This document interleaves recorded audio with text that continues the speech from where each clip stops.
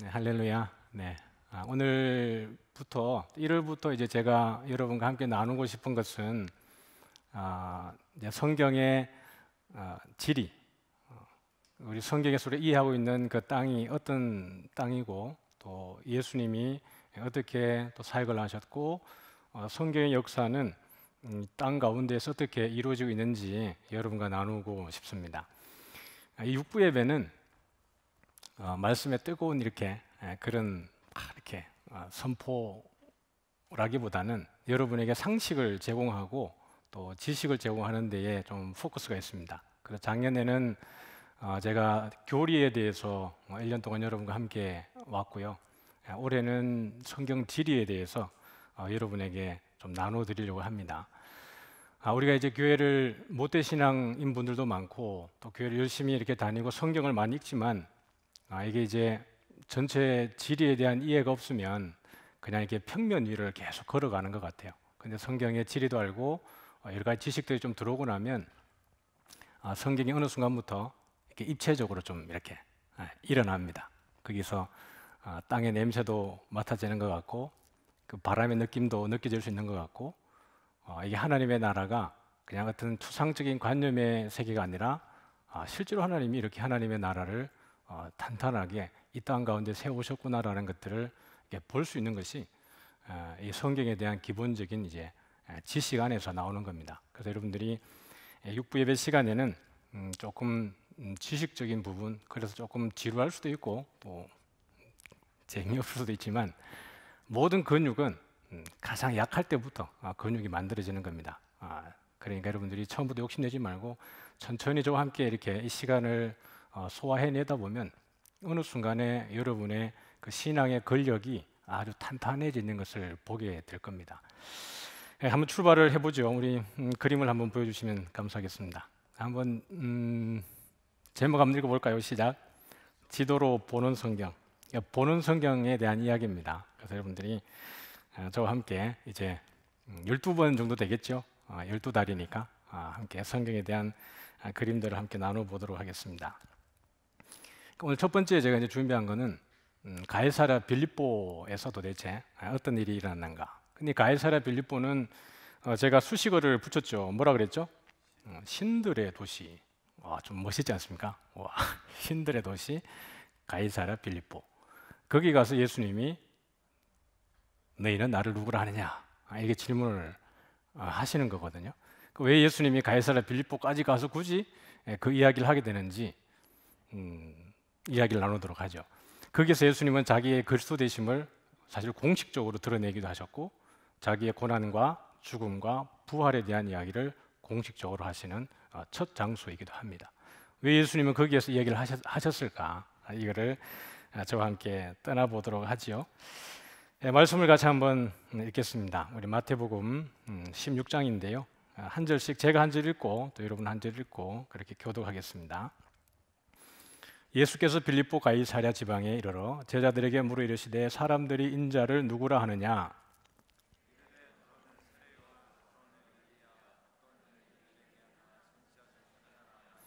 이르시되 너희는 나를 누구라 하느냐?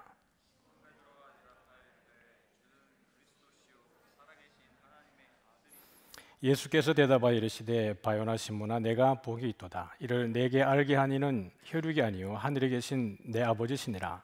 또 내가 내게 이르노니 너는 베드로라. 내가 이 반석 위에 내 교회를 세우리니 음부의 권세가 이기지 못하리라. 아멘. 이 가이사랴 빌립보에 대해서는 제가 지난번 성지 세미나 다녀오고 난 이후에 주일 저녁에 한번 설교한 적이 있습니다. 그래서 그 내용들은 그 설교를 좀 참고하셔도 좋을 것 같고 오늘은 조금 더 다른 측면에서 좀 접근을 해보도록 하겠습니다. 지금 보는 이 지도는 성경의 주요 배경입니다. 그러니까 이제 저기 로마까지 또 유럽, 소아시아, 그 다음에 이집트, 그 다음에 아수르 바벨론. 지금 여러분이 보고 있는 이 지역이 성경에서 다루어지고 있는 전 지역입니다. 그러면 이제 그 이스라엘의 지정학적 위치, 지리 또 정치적인 여러 가지 위치를 보면 이스라엘은 도대체 어디 있는가? 여러분 보시지만 여기가 이제 비옥한 초승달 지역이라고 되어 있지 않습니까? 이쪽이. 그러면 이제 이쪽이 이렇게 초승달 지역이 형성이 되어 있는데요. 그러면 이제 궁금한 건 이겁니다. 왜 하나님은 이렇게 넓은 비옥한 땅이 있는데, 그죠? 이렇게 유프라테스 강을 끼고 티그리스 강을 끼고 있는 저 넓은 초원이 있는데, 메소포타미아 지역이 있는데 굳이 왜 하나님은 이스라엘을 여기다가 집어넣어 놨을까요? 그렇지 않습니까? 좀 그런 궁금증이 생깁니다. 그래서 여기 보면 이쪽 그리스, 로마가 나중에 그 이집트로 갈 때에도, 물론 항구로도 가지만 그들이 정복 전쟁을 펼칠 때에도 지나가는 곳이 어디냐 그러면 이스라엘입니다. 이집트가 여기 있다가 북진 정책을 펴가지고 아수르로 올라가고 북쪽으로 올라갈 때에도 지나가는 것이 이스라엘입니다. 아수르와 바벨론과 메대와 바사가 그 땅을 점령하기 위해서 남진할 때에도 지나가는 것이 이스라엘입니다. 그러면 이 이스라엘 땅은 남쪽과 북쪽, 동쪽과 서쪽 어디에서든지 지나가야 되는 그 골목입니다. 통로예요. 근데 왜 굳이 하나님은 이스라엘 백성을 이 땅에다가 집어 넣어놨을까요? 그죠? 할 수만 있으면 저기 바벨론이 차지했던 이쪽에 이 넓은 땅이 있는데 말이죠. 근데 오늘 우리가 보는 이스라엘의 지정학적 위치는 바로 여기입니다. 그래서 우리가 열왕기를 지나가고 그 역사의 어떤 스토리들을 지나가다 보면 지속적으로 울부짖게 되는 것이 이 이스라엘 백성들이죠. 그런 가운데 하나님은 이스라엘 백성들에게 구원의 소망을 주시고 또 회복해 하시는 그 역사입니다. 여기에 대한 이해가 우리에게 있고 나서 선지서를 읽어보고 또 역사서를 읽어 내려가다 보면 왜 이스라엘 백성들이 그렇게 울부짖게 되고, 또 이들은 왜 애굽과 친애굽 정책을 피기도 하고 또 친아수르 정책을 피기도 하게 되는지, 이 지정학적 위치에 대한 이해가 있다 보면 그럴 수밖에 없는 상황 속에 놓여집니다. 그런데 하나님은 늘 이스라엘 백성들에게 말하기를 왜 그들을 의지하느냐, 왜 갈대 지팡이를 의지하고 다 타다 나온 부지깽이를 의지하냐, 나만 의지하라, 이렇게 얘기되어지는 겁니다.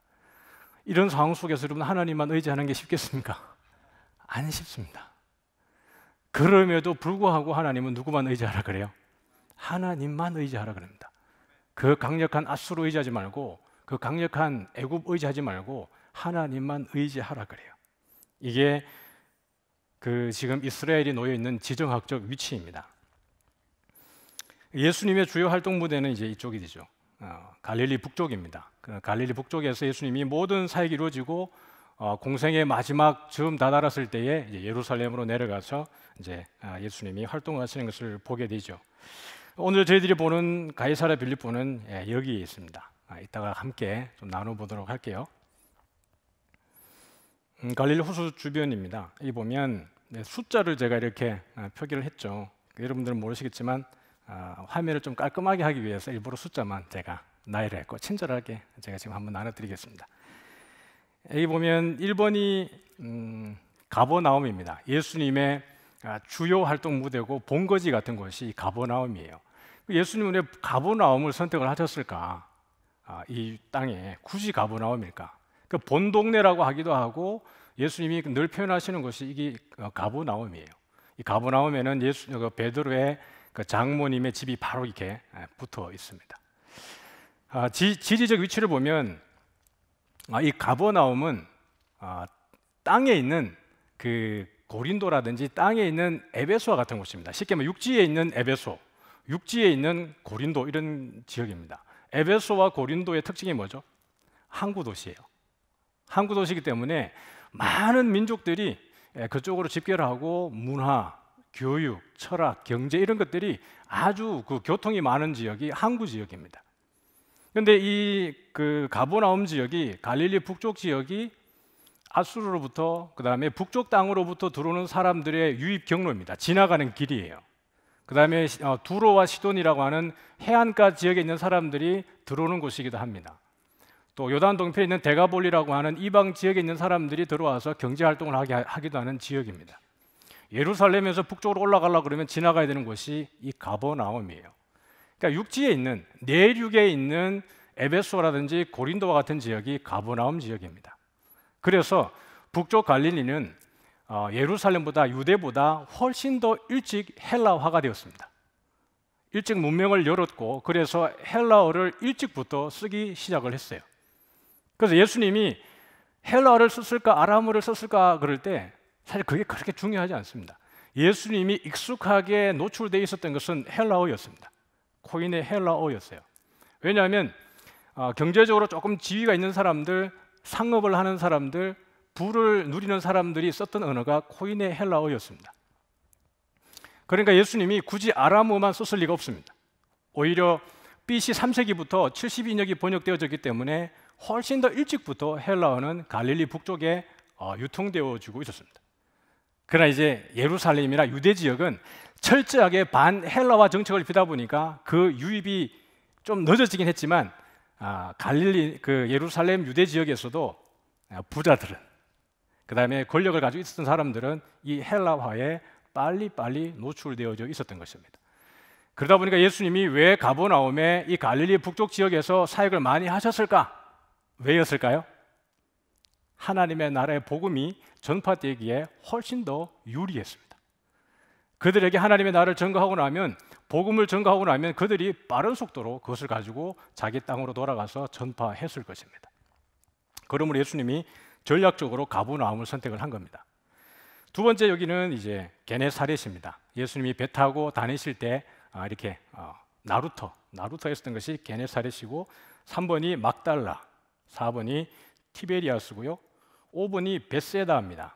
넓은 들판이 있고 여기에서 이제 오병이어가 있었다고 추측하기도 하고 7병이어가 있었다고 추측을 하기도 합니다. 여기가 거라사 지역입니다. 돼지떼에 귀신들이 들어가서 물에 몰살했던 지역이 거라사입니다. 여기가 팔복교회, 예수님 산에 올라오셔서 팔복을, 산상수훈을 외쳤던 그 지역이 있는 곳이 팔복교회에 있는 위치입니다. 그래서 예수님이 배 타고 이동하실 때에 여기에서 게네사렛에서 티베리아스로, 그 다음에 티베리아스에서 거라사 지역으로, 또 거라사에서 다시 게네사렛으로 배를 타고 건너갈 때 예수님의 경로가 크게는 이렇습니다. 물론 이 사이에 다른 소소하게 변화는 있겠지만 이 가운데에서 풍랑이 일기도 하고 또 고난을 겪기도 하는 것이 이쪽 지역입니다. 그래서 제가 여러분에게 이 갈릴리를 한번 보여드리겠습니다. 한번 보여주시죠. 볼륨 주세요.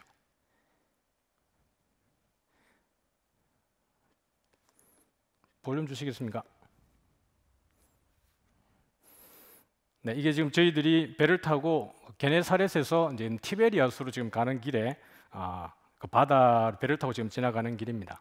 이때가 한 4시 반 정도 됐는데 여러분 보시기에도 물결이 좀 일지 않습니까? 보기에는 물결이 잔잔한 것 같았는데 되게 파도가 거셌습니다. 바람도 셌고 지금 볼륨이 나오면 바람 소리가 엄청나게 지금 들려지는 겁니다. 넓죠. 그러니까 이걸 갈릴리를 호수라고도 하고 바다라고도 하는 이유가 이렇게 넓기 때문에 그렇습니다. 여기 보면 이제 여러분이 친숙한 조시한 목사님, 네, 이사물 목사님, 김정일 목사님, 또 양재현 목사님, 네, 딴짓하다 걸렸습니다. 네, 이렇게. 다행히 이제 저희들이 가서 이렇게 같이 우리 3.1교회 교육자들만, 디렉터들만 우리가 이번에 갔었기 때문에 이렇게 좋은 시간들을 많이 가지고 돌아왔습니다. 생각보다 이렇게 물결이 셌고요. 그러니까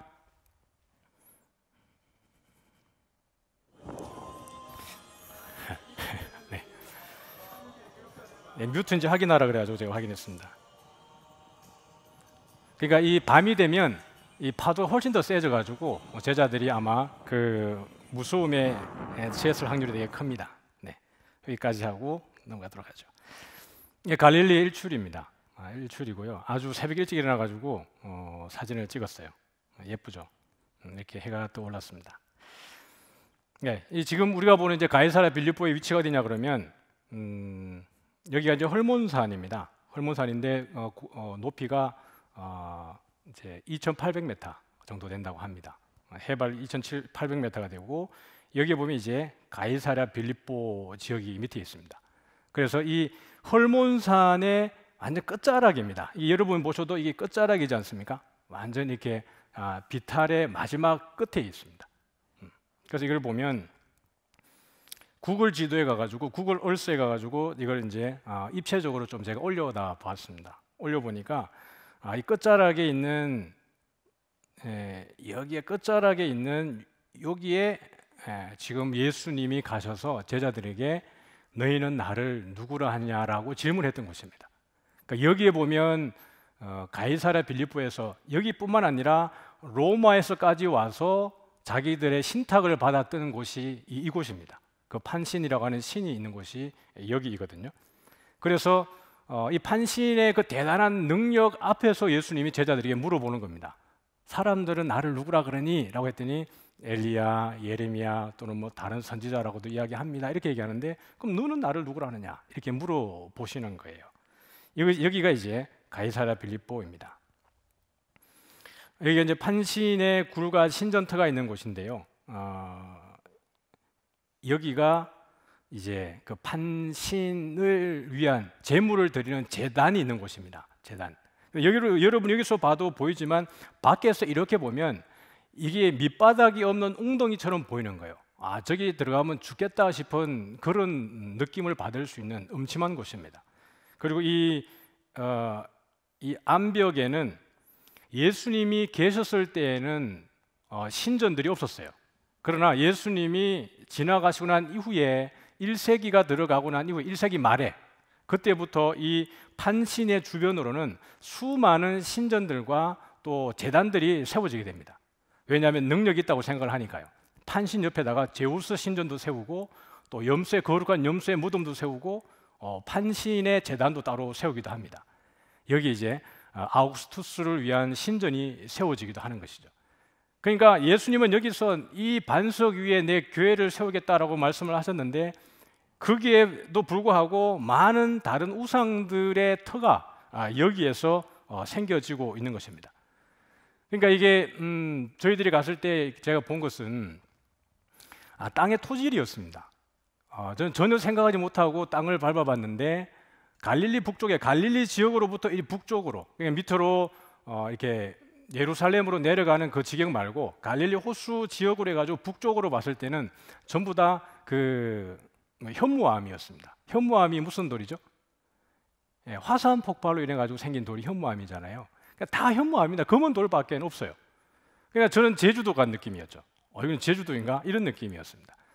그러다 보니까 이 물이 헐몬산에서 내려오는 이 물들이 다 어디로부터 나오냐 그러면 여기에서부터 이 구덩이에서부터 나온다라고 생각을 했던 겁니다.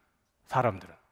그래서 뒤에 제가 좀 함께 나누겠지만 요세푸스가 기록할 때에 큰 지진이 발생하고 난 이후에 이 웅덩이 물이 나오는 입구가 바뀌어서 그 가이사랴 판신이 있는 이 밑에서부터 땅에서부터 그 물의 근원이 바뀌었다 이렇게 얘기합니다.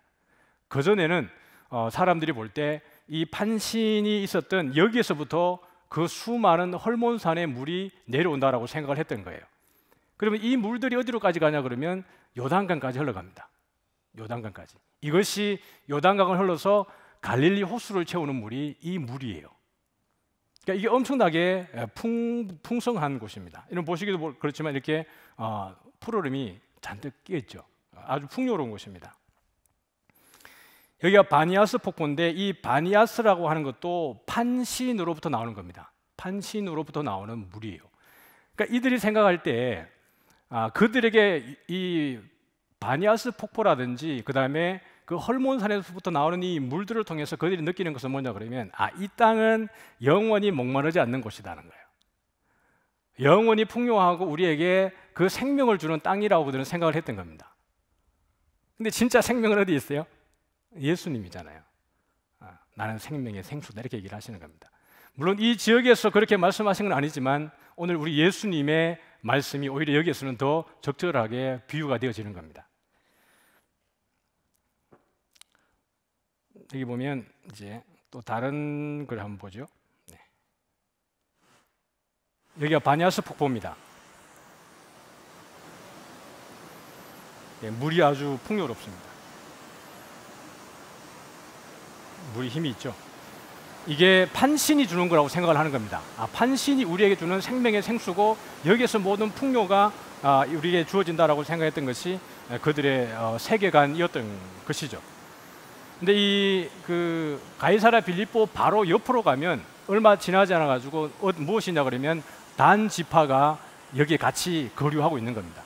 단 지파가 왜 북쪽으로 올라오게 됐는지 이것도 한번 저와 나누어 보도록 하죠. 네. 그래서 이게 이제 중요한 것은 이겁니다. 잠깐만 이래가지고 단 지파가 왜 여기 올라왔을까? 여러분 이게 가이사랴 빌립보 지역에서 동쪽으로 조금만 가면 단 지파의 지역입니다. 텔 단이라 그러거든요. 근데 이것도 저희들이 찍은 사진인데 똑같죠. 이게 바니아스 폭포에서 나오는 이 물과 같이 이 단 지파가 거하는 이 땅에서도 마찬가지로 이렇게 수량이 풍부합니다. 그래서 이 물들이 어디로 가냐 그러면 상부 요단강을 지나가지고 갈릴리 바다로 다 들어가는 거예요. 여러분 갈릴리 바다에도 여러분 염분이 있는 거 아십니까? 갈릴리 바다에서도 그 지하에서 염분이 올라오는 거예요. 사해도 염분이 올라와서 죽은 바다가 됐잖아요. 갈릴리도 밑에서 염분이 올라온답니다. 근데 지금 가보면 기술적으로 밑에서 지하에서 올라오는 그 염분을 인공적으로 다 빼내준다랍니다. 그러고 난 이후에 위에 상부에서 내려오는 그 물들이 채워짐으로 인해 가지고 갈릴리는 생명의 바다가 되어지는 것이에요. 근데 오늘 여기 가보니까 물이 실질적으로 지나가다 보면 그냥 땅에서 돌에서 새어져 나와요. 물 길이 만들어진 게 아니라 그냥 땅 속에서 뿜어져 올라오는 겁니다. 그만큼 수질이 풍요한 것이에요.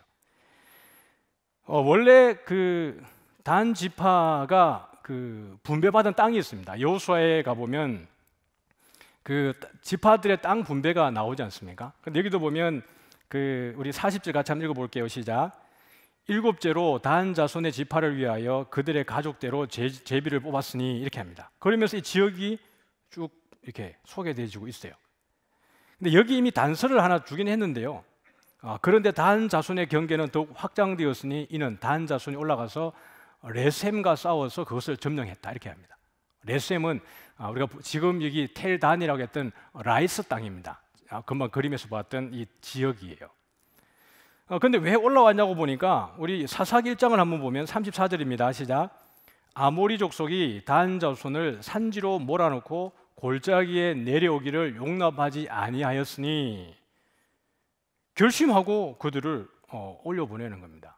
그러니까 블레셋 사람들이 이 단 자손이 내려오는 것을 용납하지 않고 지속적으로 공격하니까 단 자손이 어떻게 합니까? 내려오질 못하는 거예요. 그런데 가나안 땅은 어떤 땅이냐 그러면 그들이 가서 뭐 해야 되는 땅이에요? 점령해야 되는 땅이에요. 단 자손이 끝까지 이걸 점령하지 못하고 계속해서 밀려 올라오다가 그들이 내린 결정이 뭐냐 그러면 사사기입니다. 21장 1절 같이 읽어보죠. 시작. 그때에 이스라엘에 왕이 없었고 단 지파는 그때에 거주할 기업의 땅을 구하는 중이었으니 사실 이미 주었다고요. 근데 밑에 블레셋 사람들이 자꾸 괴롭히니까 땅을 구하지 못하고 다른 데를 구하고 있는 상황이었습니다. 2절 같이 시작. 단 자손이 소라와 에스다올에서부터 그들의 가족 가운데 용맹스런 5사람을 보내어 땅을 정탐하고 살피게 했습니다. 그 다음에 7절입니다. 시작. 이에 5사람이 떠나 라이스에 이르러 거기 있는 백성을 본즉 염려 없이 거주하며 시돈 사람들이 사는 것처럼 평온하며 안전하니 그 땅에는 부족한 것이 없으며 부를 누리며 시돈 사람들과 거리가 멀고 어떤 사람과도 상종하지 아니함이라. 그들이 소라와 에스다올에 돌아가서 그들의 형제들에게 이르매 형제들이 그들에게 묻되 너희가 보기에 어떠하냐 하니 9절 이르되 일어나 그들을 치러 올라가자. 이것이에요. 라이스예요. 레셈입니다. 금방 우리가 봤던 그 가이사랴 빌립보에서 동쪽으로 조금만 가면 있는 그 지역입니다. 그러니까 여기는 어마무시하게 풍요로운 땅이었어요. 그러니까 단 지파가 여기를 치러 올라가자라는 거였습니다. 왜냐하면 이 땅이 너무 평온했으니까요. 우리가 가면 곧 이길 수 있겠다. 블레셋 사람들은 너무 억세가지고 무기도 쓰고 이래가지고 우리가 점령을 못 하겠는데 이쪽에 가보니까 사람들이 너무 온순해가지고 우리가 조금만 하면 몰아낼 수 있겠다라고 해서 올라갔어요. 그래서 이들이 갔을 법한 이제 그 경로가 이런 겁니다. 지금 여기 보면 단 지파의 지역이 있지 않습니까? 여기 보면 이제 그림대로 빨간 선을 제가 그어놨지만 이겁니다. 이렇게 그들에게 주어진 땅이 있었습니다. 근데 여기 블레셋 사람들이 내려오지 못하도록 계속 때리니까 어떻게 합니까? 이 단 지파가 견디지 못하고 5명 정탐꾼을 보내가지고 간 곳이 어디라고요? 여기입니다. 라이스예요. 그래서 이 해안길을 따라가지고 지금 파란색 길이 여기서부터 따라가는 것이 이게 해안길입니다. 해안길을 따라서 아마 이 단 지파가 이동을 해서 북쪽으로 올라간 것이에요. 그래서 이제 저희들이 이제 단에 가봤지 않습니까? 여기 가봤습니다. 이게 저희들이 찍은 사진이고, 그러면 이제 그 단에는 어떤 이제 일들이 벌어지게 되냐 그러면 이후에 나중에요. 그 여로보암 1세가 그러니까 원래는 이스라엘이 통일 왕국이었지 않습니까?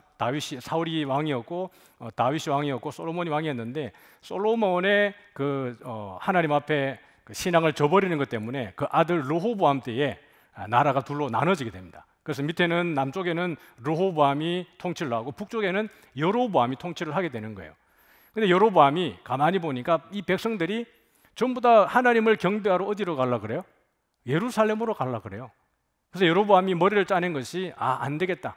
우리가 이 사람들을 내려가는 그 길목에다가 제단을 쌓아가지고 못 가게 만들자라고 해서 그 북쪽 이스라엘의 마지막 경계인 베델에다가, 남쪽에는 베델에다가, 그리고 북쪽에는 어디예요? 단에다가 무엇을 짓냐 그러면 금 송아지를 만들어서 이것이 너희를 애굽에서 인도하여 낸 너희의 하나님 여호와다라고 해가지고 거기에다가 제사를 드리게 합니다.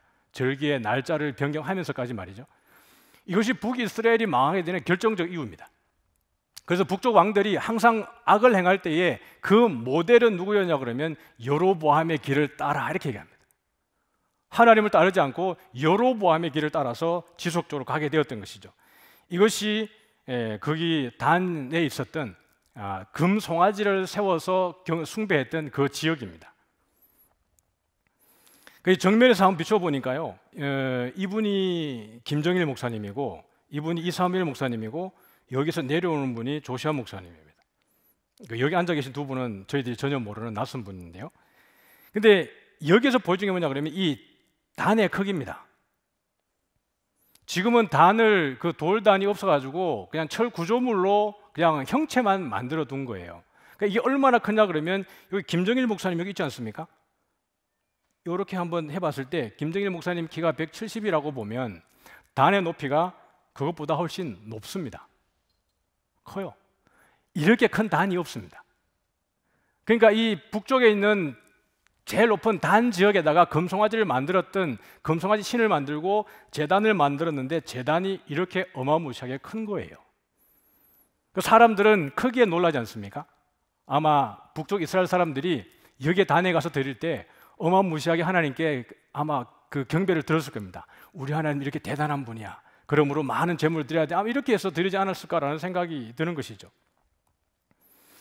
이 단 지파의 그 성입니다. 지금 여기 보면 양재현 목사님이 앉아 있죠. 여기 이제 성문에 앉다라고 할 때 여기 앉는 이 성문에 앉는 것이 바로 이겁니다. 이 자리가 왕이 앉는 자리예요.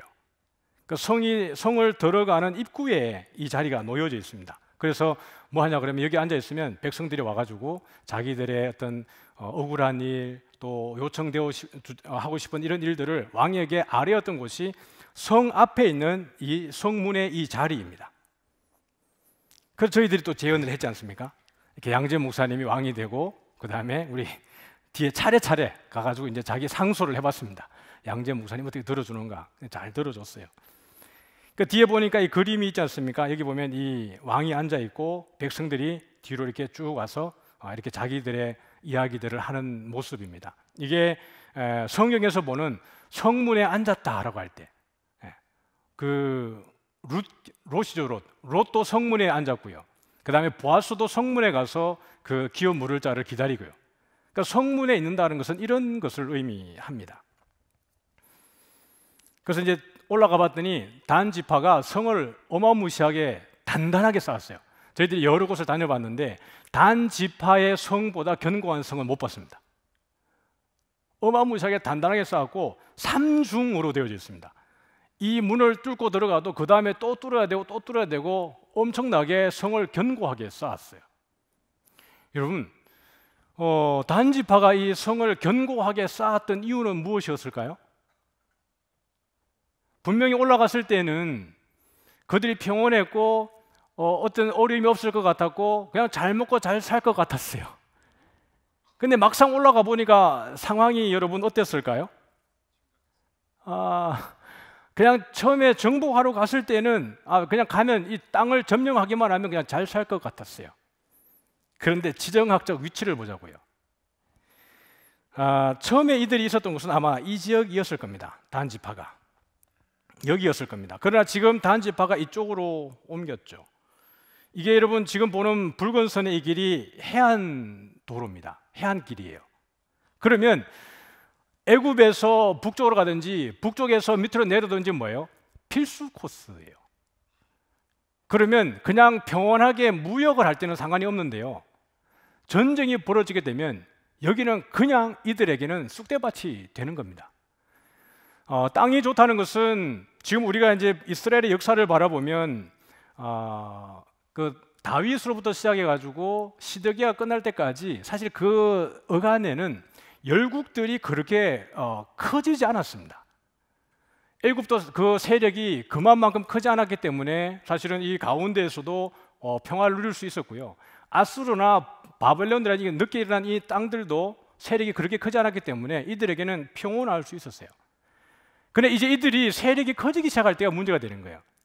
애굽이 왕성해지기 시작하고 아수르가 커지기 시작하고 그 다음에 바벨론, 메데, 바사, 그 다음에 헬라, 그리스, 그 다음에 로마가 일어나기 시작하면서 여기는 거의 모든 민족들의 지나가는 통로가 되어버립니다. 그 가운데 단지파가 여기에 길목에 들어간 거예요. 여러분, 원래 하나님이 준 단지파는 그 베냐민 지파가 있는 바로 옆 동네였습니다. 그리고 그들이 정복해야 되는 땅이었어요. 그러나 그들이 선택을 해서 살기 좋구나라고 올라갔지만 막상 올라가서 살았던 것이 어떻게 됩니까?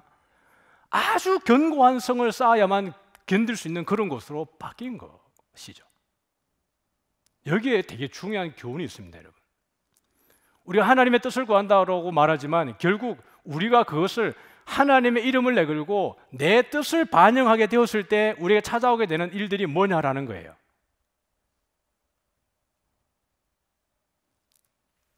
그들은 그들의 의지로 땅을 구하러 올라갔습니다. 그리고 올라갈 때 미가의 집에 있는 그 가정에, 미가의 집에 따로 개인 제사장으로 데리고 있었던 제사장 같지도 않은 그 개인 집의 제사장을 어떻게 합니까?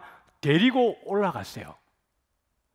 다시 말하면 단지파는 처음부터 그들의 선택이 틀렸지만 중간에 가는 그 길에 데리고 간 제사장도 온전한 레위 지파의 제사장이 아니었습니다. 그러니 단지파의 운명이 어떻게 되었겠습니까?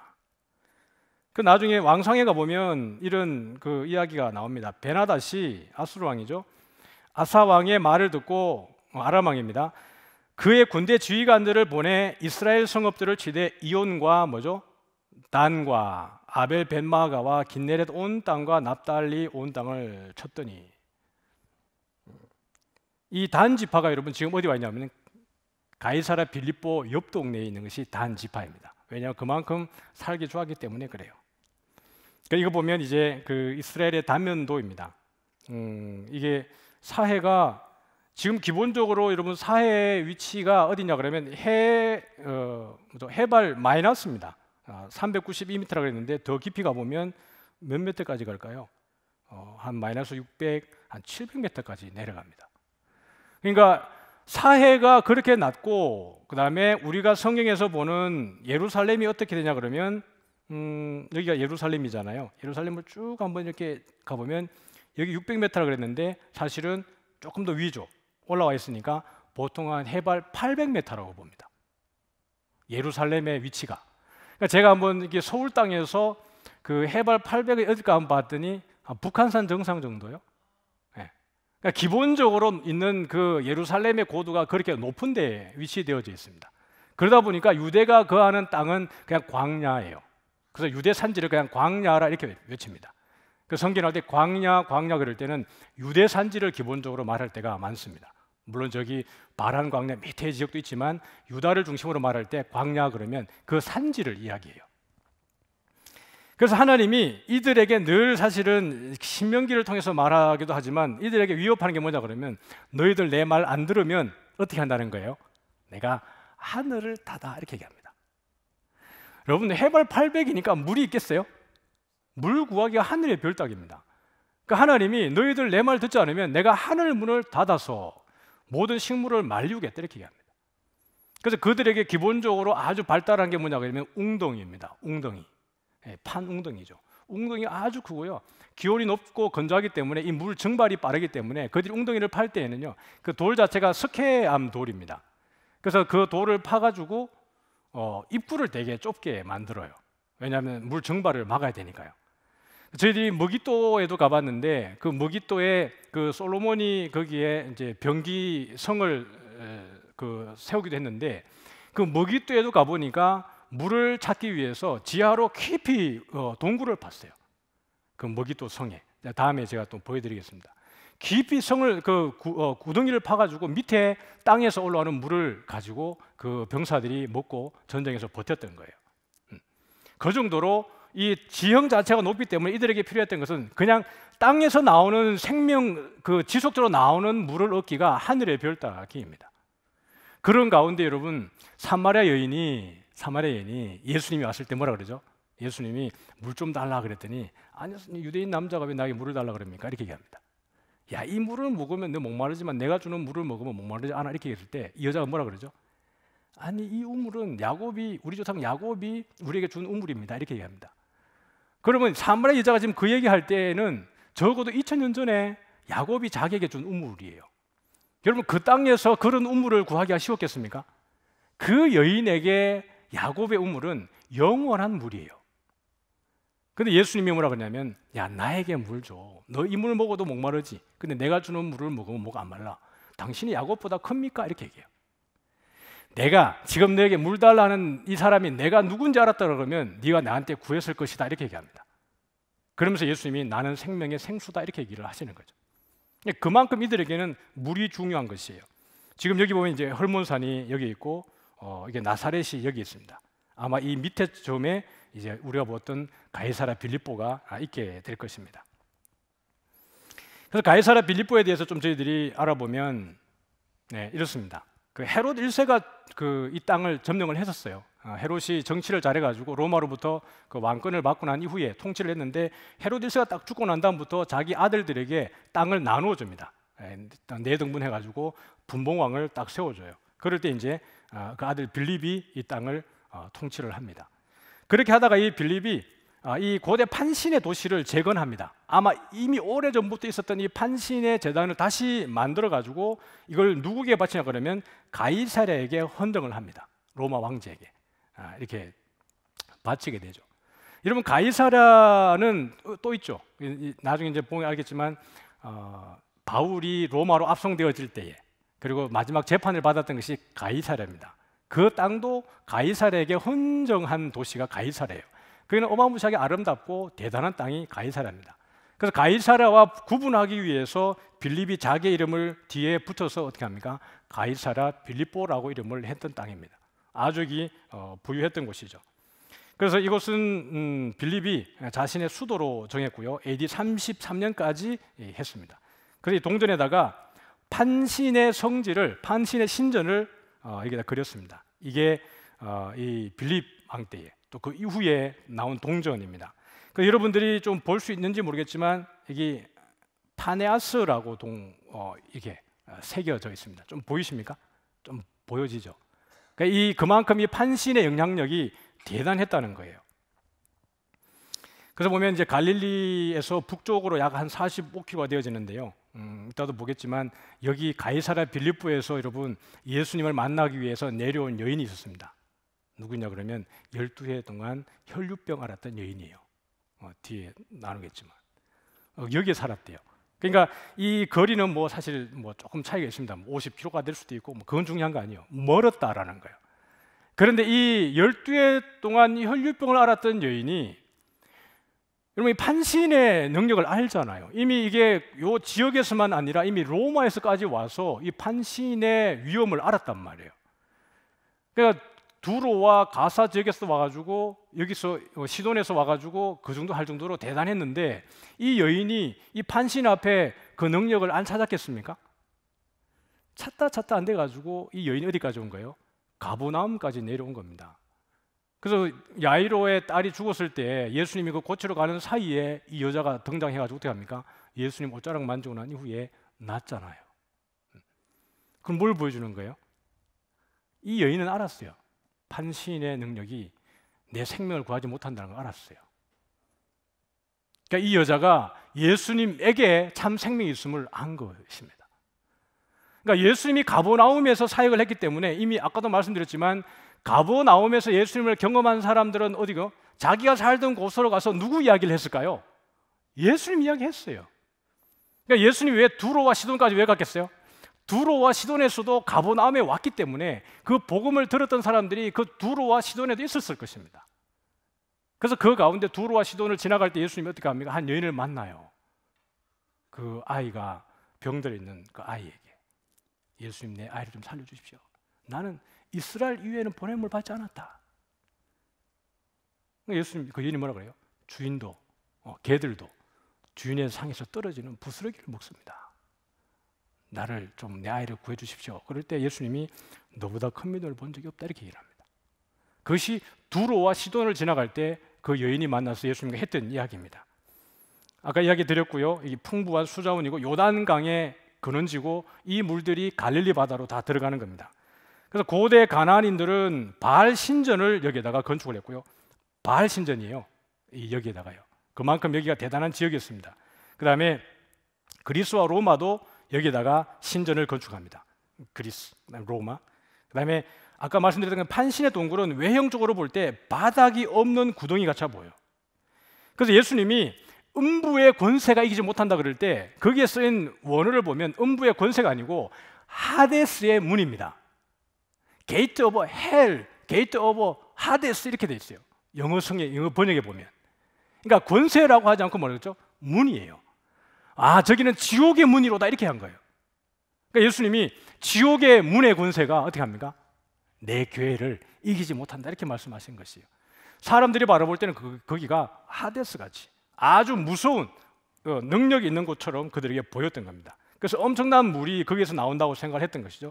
요세푸스가 말하기를 엄청난 지진 때문에 물 근원이 굴 앞에 있는 땅 아래로 바뀌었다라고 아까 제가 말씀을 드렸습니다. 단이 인접한 거리에 있는 것이죠. 그리고 서쪽으로 가면 두로와 시돈이 거기에 있습니다. 그래서 예수님이 이따가 두로와 시돈을 어떻게 가셨는지도 좀 보게 될 것이에요. 그 성경에 보면 이 가이사랴 빌립보는 딱 두 번 등장을 합니다.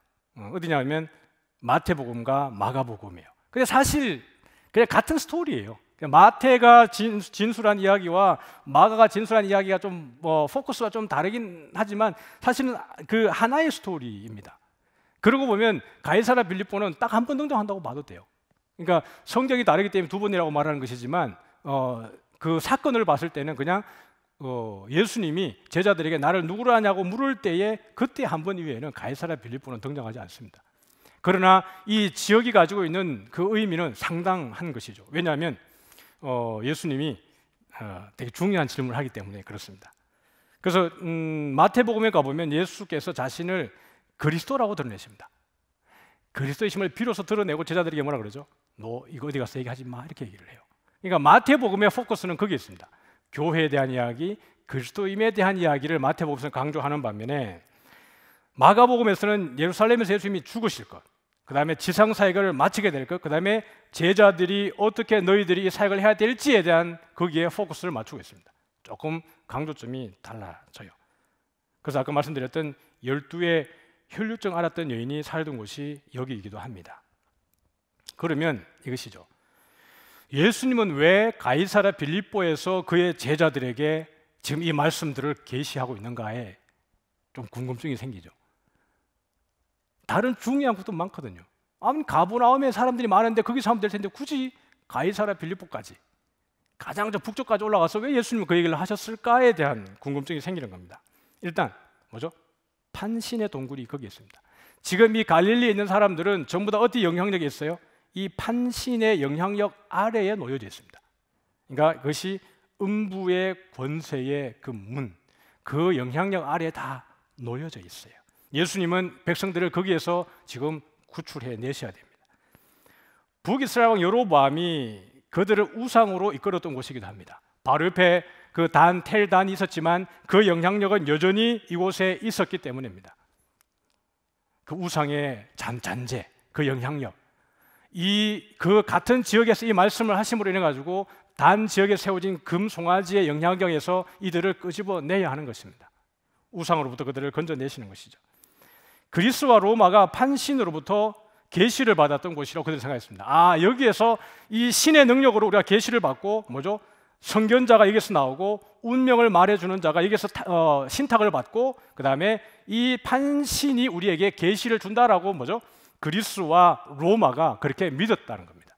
그만큼 대단한 영향력이 있는 곳이 가이사랴 빌립보였어요. 그러므로 예수님이 여기 오셔서 이 판신의 강력한 영향력, 지금 그 이스라엘 땅을 저 북쪽 갈릴리부터 남쪽 예루살렘까지 유다까지 온 땅을 점령하고 있는 로마, 그 권세 아래에서 이들이 의지하고 있는 이 판신, 그 영향력 아래에서 예수님이 묻는 것이 사람들은 나를 누구라 그러니? 라고 묻습니다. 세례 요한이다, 엘리야다, 예레미야다, 다른 선지자라고 말할 때 예수님 딱 물으시는 거죠. 그럼 너는? 지금 예수님에게 중요한 것은 그 사람들의 대답이 중요한 게 아니라 지금 3년을 같이 지내고 있는 너희들은 뭐라고 대답을 할래? 라고 묻는 겁니다.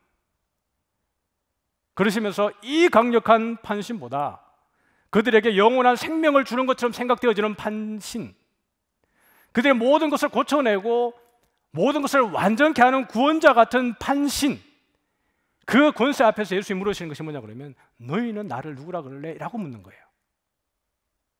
주는 그리스도시요 뭐죠? 살아계신 하나님의 아들입니다. 그냥 하나님이 아니에요. 베드로가 아주 잘 고백했죠. 어떤 하나님이에요? 살아계시는 이에요. 판신은 살아있지 않습니다. 그들이 그렇게 느끼고 고백하는 것이지만 우리 하나님은 살아계신 하나님의 당신은 아들이라는 얘기예요. 여러분, 살아계신 하나님과 아들의 개념을 이해하시겠어요? 하나님이 살아계시면 이 아들도 뭐요? 살아있는 분이고, 하나님의 아들이면 이 하나님이 하나님이면 아들도 뭐요? 하나님이라는 얘기입니다. 온전한 신이라는 이야기예요. 예수님이. 베드로는 지금 그 고백을 어디에서 하고 있는 거예요? 이 가이사랴 빌립보에서 하고 있는 겁니다.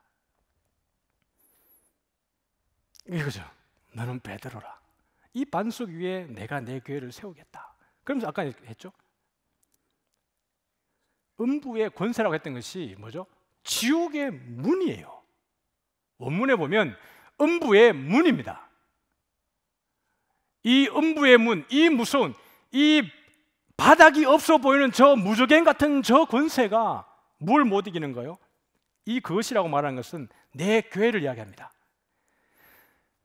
지옥의 문이, 저 웅덩이 같은 음부의 그 능력이 내 교회를 이기지 못한다는 얘기예요. 결국 하나님의 교회가, 그 교회 머리 대신 예수 그리스도가 이 음부의 권세를 이길 줄 믿으시길 바랍니다. 마지막 계시록 가보면 그렇게 되어져 있어요. 예수님이 그 모든 것들을 저 음부조차도 불구덩이에다 던지게 되는 것입니다. 이것을 예수님은 제자들에게 보여주는 거예요. 왜 그렇죠? 왜냐하면 예수님이 돌아가시고 나면 반드시 음부의 권세가, 지옥의 문들이 누굴 삼키러 덤빌까요? 제자들을 삼킬 거거든요. 베드로가 어떻게 죽임을 당하고 제자들이 어떻게 죽임을 당할 것을 예수님이 알고 있고, 그러하기 때문에 제자들이 하시는 말씀이 이 지옥의 문들이 너희를 절대로 삼키지 못한다는 거예요.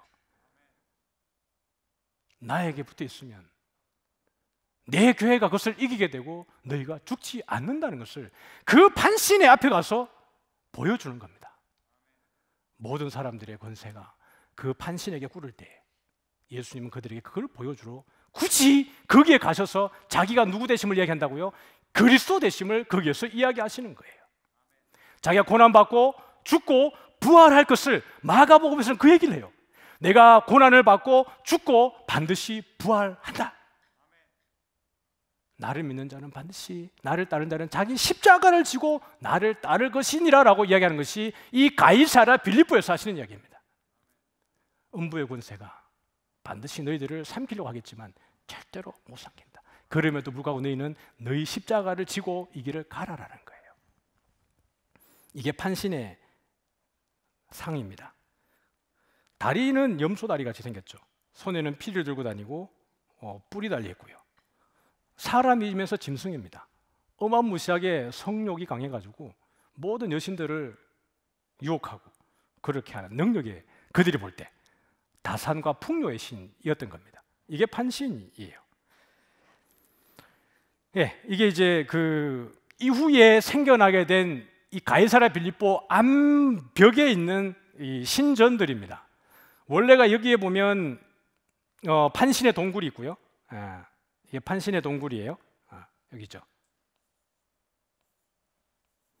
예, 이게 판신의 동굴입니다. 원래 이 앞에 있어요. 그런데 로마가 나중에 와가지고 이 아우구스를 위한 신전, 이게 너무 이렇게 능력이 있다고 보니까 이 판신의 앞에, 동굴 앞에다가 아우구스트 신전을 여기다가 세웁니다. 지금도 가보니까 그 흔적이 남아져 있어요. 그러한 이후에 여기 판에 뜰이 있고 또 님푸스라고 하는 또 요정의 그 신의 또 뜰이 있습니다. 이 옆에 제우스 신전이 있고요. 그 다음에 네메시스라고 하는 신의 뜰이 있고 거룩한 염소의 무덤입니다. 제물로 바쳐진 염소들의 뼈를 묻어놓은 곳이에요. 그래서 희생되어져 가지고 드려진 염소들이기 때문에 거룩하다라고 해서 그 염소들의 뼈를 묻어놓은 또 무덤이 여기 있습니다. 여기 밑에는 보면 춤추는 염소와 판의 신전이 여기에 만들어져 있죠. 그러니까 예수님이 여기에 가셨을 때는 사실은 이게 아무것도 없었습니다. 이게 다른 게 그냥 판신의 동굴, 음부의 문만 거기에 있었습니다.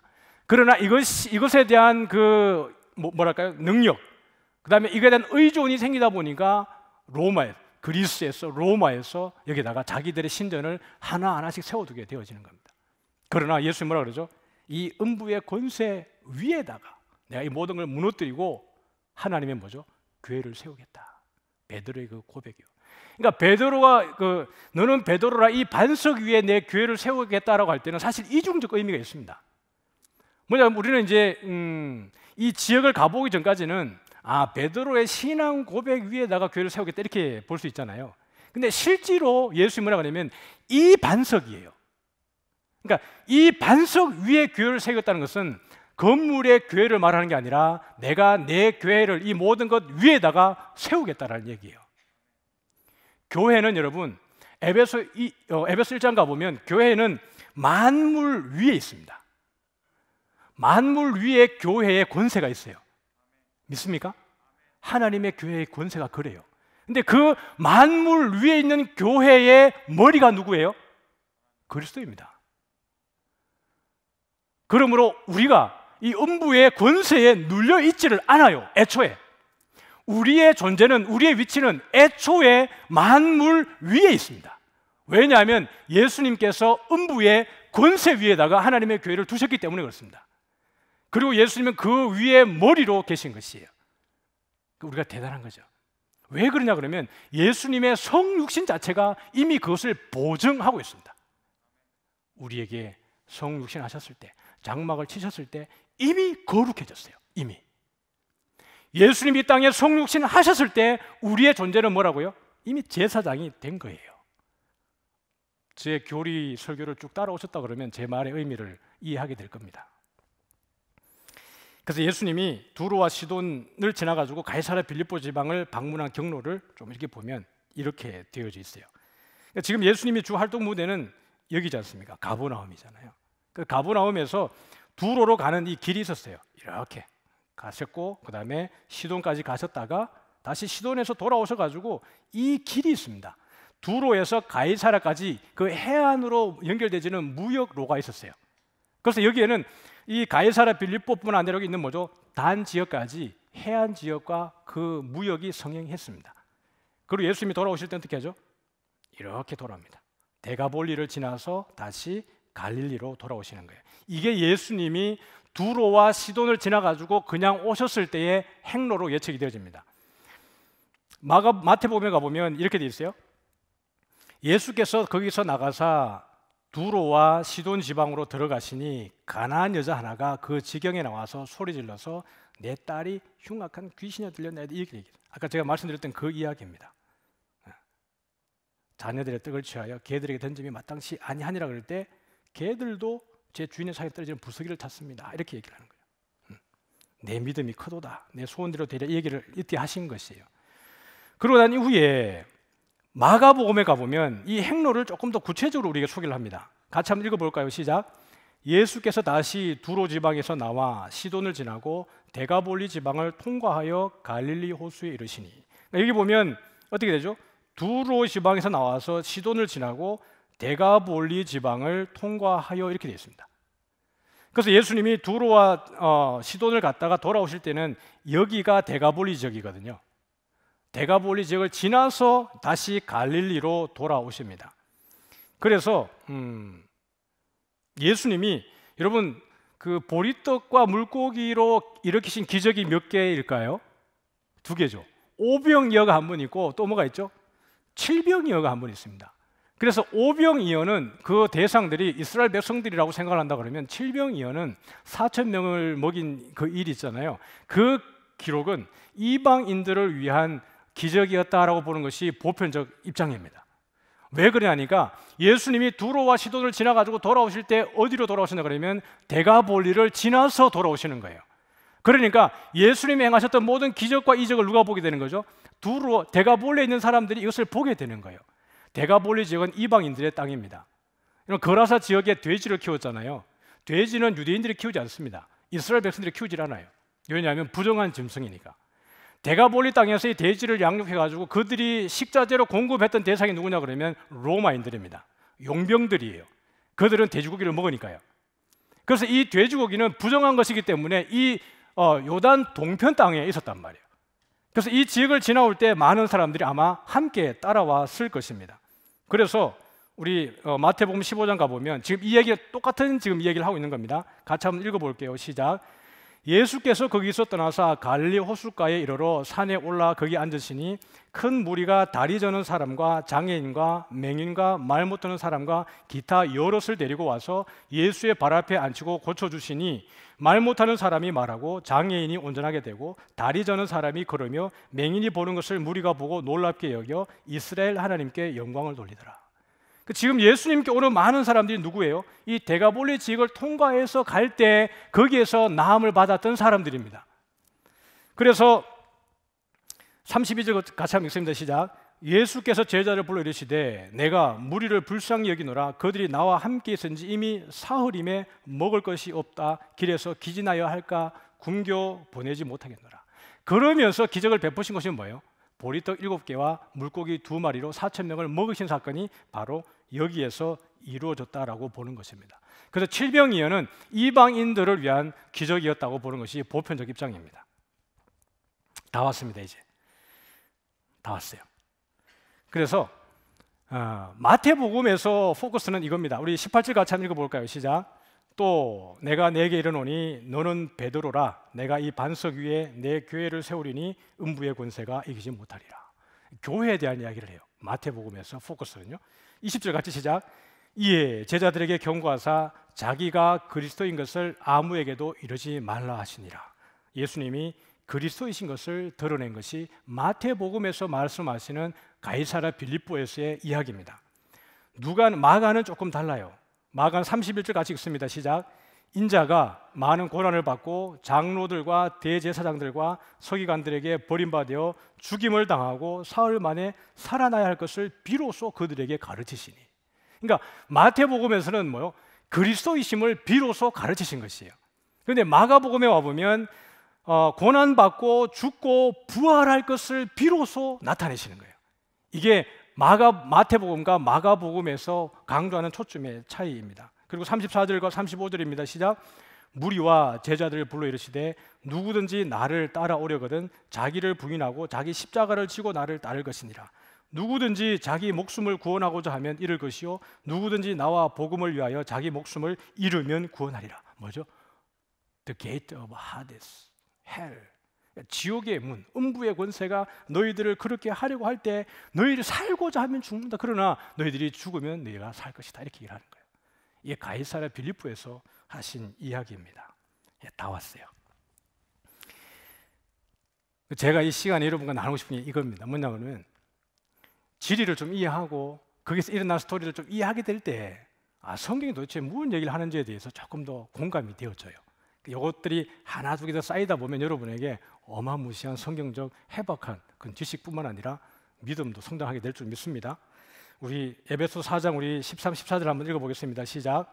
우리가 하나님을 아들을 믿는 것과 아는 일에 하나가 되어 온전한 사람을 이루고 그리스도의 장성한 분량이 충만한 데까지 이르리니 이는 우리가 이제부터 어린아이가 되지 아니하여 사람의 속임수와 간사한 유혹에 빠져 온갖 교훈의 풍조에 밀려 요동하지 않게 하려 함이라.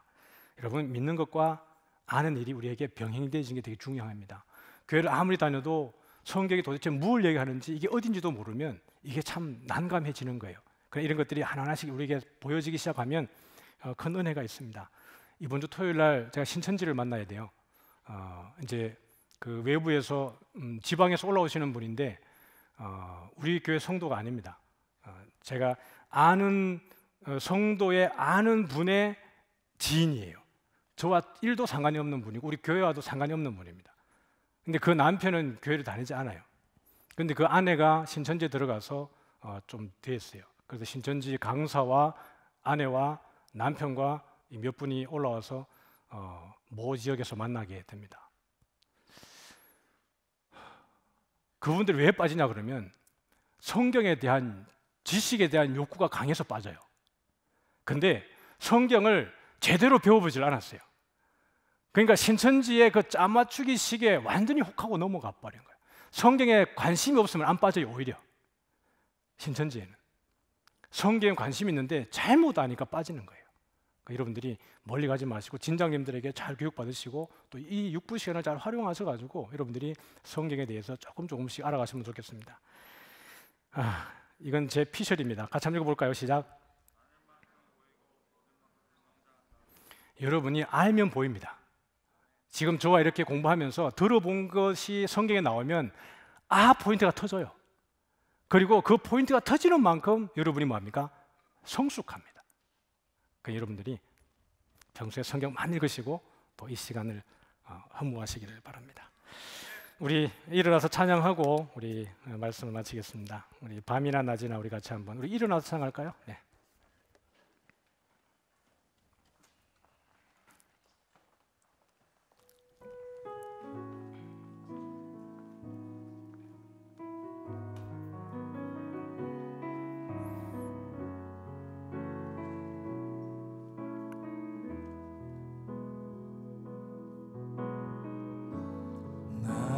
소망 되신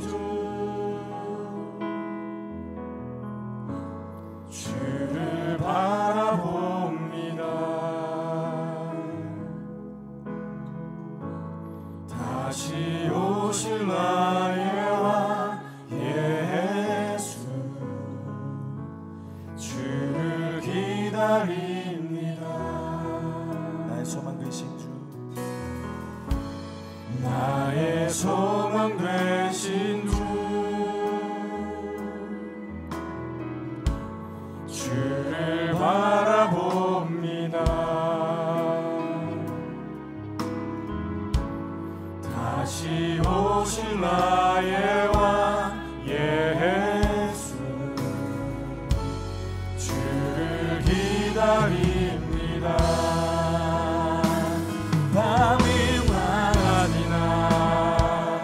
어제나 오늘도 영원히 주만 찬양해.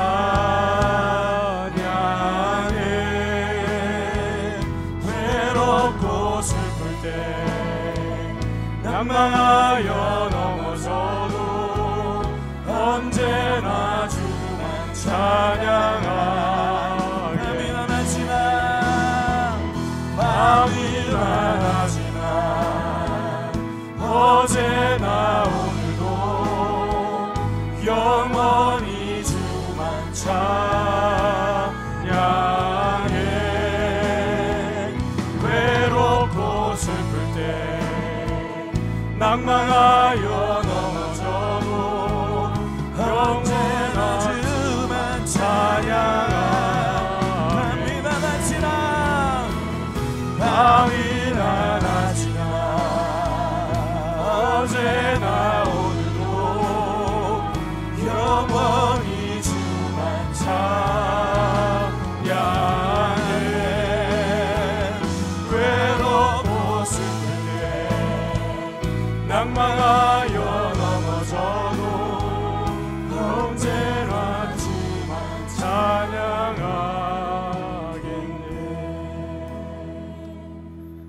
이름은 우리 주 예수 그리스도의 은혜와 하나님 아버지의 크신 사랑과 성령님의 교통하심이 우리가 예수님을 믿는 것과 아는 일에 하나가 되어서 우리의 믿음이 장성한 분량에 이르기까지 그렇게 소원하면서 늘 말씀 안에 머물기를 다짐하는, 그리고 오늘 말씀을 통하여서 그 예수 그리스도의 살아계심과 그 전능하심과 우리의 구원자 되심에 대해서 온전한 그 말씀을 붙들고 또 한 주간도 믿음으로 승리하기를 사모하는 사랑하는 모든 성도들 머리 위에 이제로부터 영원토록 함께 있을지어다. 아멘.